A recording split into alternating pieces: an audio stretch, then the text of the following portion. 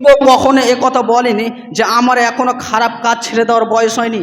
যেই যুবক কোনোদিনও এ কথা বলেনি আমার এখনো ভালো কাজ আল্লাহর কাছে ফেরার বয়স হয়নি, আমার এখন অনেক সময় পড়ে রয়েছে আল্লাহর কাছে ফিরে আসা, ওয়াসাব্বুন আশা, তার কাছে আল্লাহ তাআলা আরো সে ছায়া দান করবেন।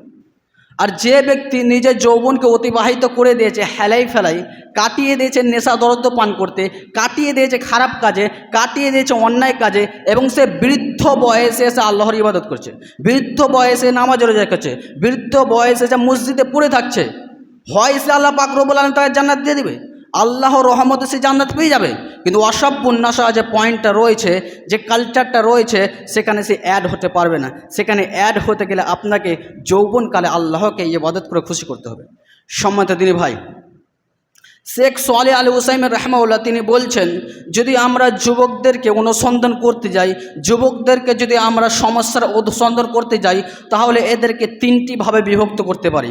এই যুবকদের কালচার, এই যুবকদের রীতিনীতি, এই যুবকদের কর্ম, এই যুবকদের চাল চলনকে যদি আমরা বিভক্ত করতে যাই, তাহলে এদেরকে তিনটি ভাবে বিভক্ত করতে পারি। এক, সুপথগামী যুবক যুবতী; দুই, বিপদগামী যুবক যুবতী; এবং দিশেহারা যুবক যুবতী। এদেরকে যখন আমরা বিভক্ত করব, তখন আমরা এদেরকে তিনটে ভাবে দেখতে পাবো। এক, প্রথম নম্বর সেটা হচ্ছে বিপদগামী যুবক যুবতী। এরা কেমন?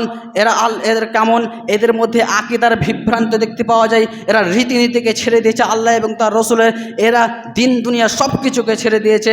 এরা বিপদগামী এর জন্যই যে এরা আল্লাহ পাক রব্বুল আলামিন যে আদেশ, যে নির্দেশ, সমস্ত কিছুকে ছেড়ে ত্যাগ করে তারা খামখেয়ালি জীবনযাপন করে। এরা মাতালের নেই জীবনযাপন করে, এরা নিজ ইচ্ছায় জীবনযাপন করে। এদের উদ্দেশ্য শুধু দুনিয়া আর দুনিয়া, এদের উদ্দেশ্য শুধু দুনিয়া, টাকা আর টাকা। এদের দুনিয়ার ভোগ বিলাসে হচ্ছে প্রয়োজন, তাছাড়া আর কোনো কিছু প্রয়োজন নয়। দুই, দিশেহারা যুবক যুবতী। এরা কোথায় চলে গিয়েছে?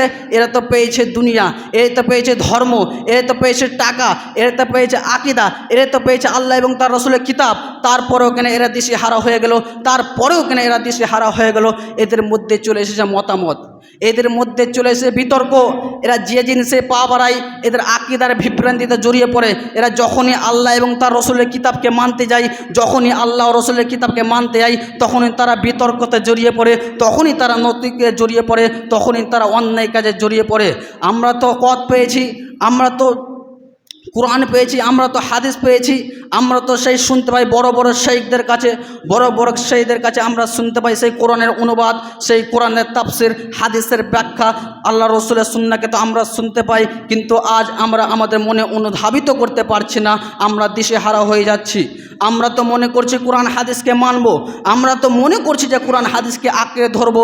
পরক্ষণে শয়তান আমাদের কানে ঢুকিয়ে দিচ্ছে, শয়তান আমাদের কানে এসে বলছে যে তুমি যদি কোরআন হাদিসকে মানতে যাও, তাহলে তুমি যে এক যুবক, তুমি যে ডিজাইনিং ড্রেস পরতে পারবে, তুমি যে স্বাধীনতা পাবে, তুমি যে মেয়ের পিছনে বাড়তে পারবে, তুমি যে স্বাধীনতা পাবে, যখন তুমি কোরআন মানবে, যখন তুমি হাদিস মানবে, তখন তুমি এরকম স্বাধীনতা পাবে না।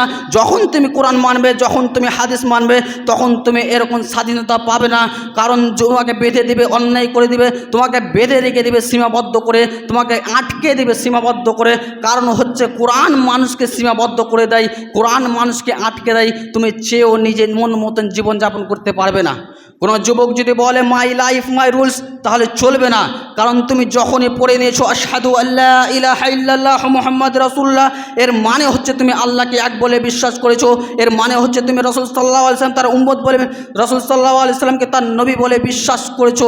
যখনই তুমি পড়ে নিয়েছো আশহাদু আল্লা ইলাহা ইল্লাল্লাহ, তখন তুমি আল্লাহর প্রতি ঈমান এনেছো। এর মানে হচ্ছে তোমাকে তখনই ভাবা দরকার ছিল, তখনই তোমাকে চিন্তা করার দরকার ছিল যে আমি আল্লাহকে এক বলে বিশ্বাস করি, আমি কিভাবে গুনাহ করতে পারি, আমার কাছে কিভাবে জিনা হতে পারে, আমি কিভাবে খারাপ কাজে লিপ্ত হতে পারি। আরে আমাকে তো আল্লাহ পাক রব্বুল আলামিনকে আমি তো সত্য বলে বিশ্বাস করেছি, আমি তো রাসূল সাল্লাল্লাহু আলাইহি ওয়াসাল্লাম উম্মত বলে বিশ্বাস করেছি, আমার কাজে খুনাটা কীভাবে হয়?